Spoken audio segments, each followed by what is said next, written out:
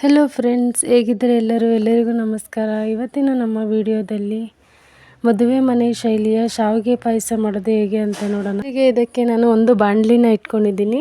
ಅದಕ್ಕೆ 1 ಸ್ಪೂನ್ ತುಪ್ಪನ ಹಾಕ್ಕೊಂಡಿದ್ದೀನಿ. ಹಾಗೆ ಸ್ವಲ್ಪ ಗೋಡಂಬಿ ಹಾಕ್ಕೊಂಡು ಇದನ್ನ ಚೆನ್ನಾಗಿ ಫ್ರೈ ಮಾಡ್ಕೊತಾ ಇದ್ದೀನಿ. ಗೋಡಂಬಿ ಫ್ರೈ ಆದಮೇಲೆ ಇದಕ್ಕೆ ನಾನು ಸ್ವಲ್ಪ ದ್ರಾಕ್ಷಿನ ಕೂಡ ಹಾಕ್ಕೊಂಡು ಚೆನ್ನಾಗಿ ಫ್ರೈ ಆದ ನಂತರ ಇದನ್ನು ನಾನು ಒಂದು ಬೌಲ್ಗೆ ಸಪ್ರೇಟಾಗಿ ತೆಗೆದಿಟ್ಕೊತಾ ಇದ್ದೀನಿ.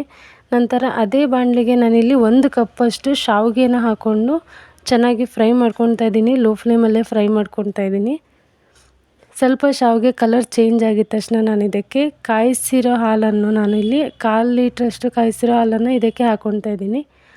ಹಾಕ್ಕೊಂಡು ಚೆನ್ನಾಗಿ ಒಂದು ಸಲ ಮಿಕ್ಸ್ ಮಾಡಿಕೊಂಡು ಲಿಡ್ ಕ್ಲೋಸ್ ಮಾಡಿ ಲೋ ಫ್ಲೇಮಲ್ಲೇ ಒಂದು 5 ನಿಮಿಷಗಳ ಕಾಲ ನಾವು ಇದನ್ನು ಬೇಯಕ್ಕೆ ಬಿಡೋಣ. 5 ನಿಮಿಷ ಆದಮೇಲೆ ನೋಡಿ ಫ್ರೆಂಡ್ಸ್, ಈ ಥರ ಬೆಂದಿರುತ್ತೆ. ಇದಕ್ಕೆ ನಾನು 1 ಕಪ್ಪಷ್ಟು ಸಕ್ಕರೆ ಹಾಕ್ಕೊಂಡಿದ್ದೀನಿ. ಸೊ ನೀವು ಕಮ್ಮಿ ತಿನ್ನೋರಾದರೆ ಸ್ವೀಟ್ ಕಮ್ಮಿ ಹಾಕ್ಕೊಳ್ಳಿ. So 1 cup ಕರೆಕ್ಟಾಗಿರುತ್ತೆ.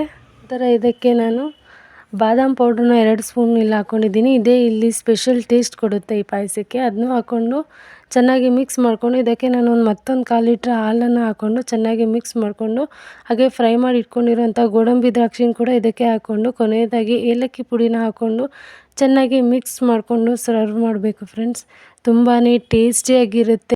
ಖಂಡಿತ ಮನೇಲಿ ಒಂದು ಸಲ ಟ್ರೈ ಮಾಡಿ ಹೇಗಿದೆ ಅಂತ ನಮ್ಮ ಕಮೆಂಟ್ ಸೆಕ್ಷನಲ್ಲಿ ಕಮೆಂಟ್ ಮಾಡಿ. ಹಾಗೆ ಈ ವಿಡಿಯೋ ಇಷ್ಟ ಆಗಿದ್ದಲ್ಲಿ ನಮ್ಮ ಚಾನಲ್ನ ಲೈಕ್ ಮಾಡಿ, ಶೇರ್ ಮಾಡಿ, ಸಬ್ಸ್ಕ್ರೈಬ್ ಮಾಡೋದು ಮಾತ್ರ ಮರಿಬೇಡಿ ಫ್ರೆಂಡ್ಸ್.